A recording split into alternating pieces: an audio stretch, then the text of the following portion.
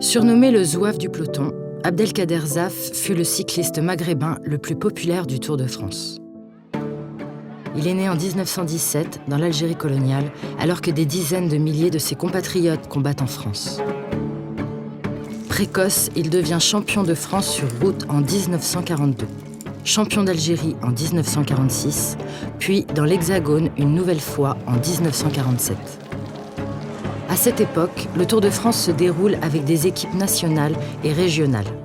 Il participe à 4 reprises à cette prestigieuse compétition. Mais il termine lanterne rouge en 1951.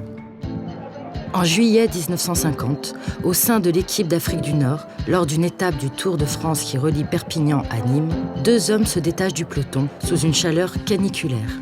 Abdelkader Zaf, dossard 115, et son compatriote Marcel Molines.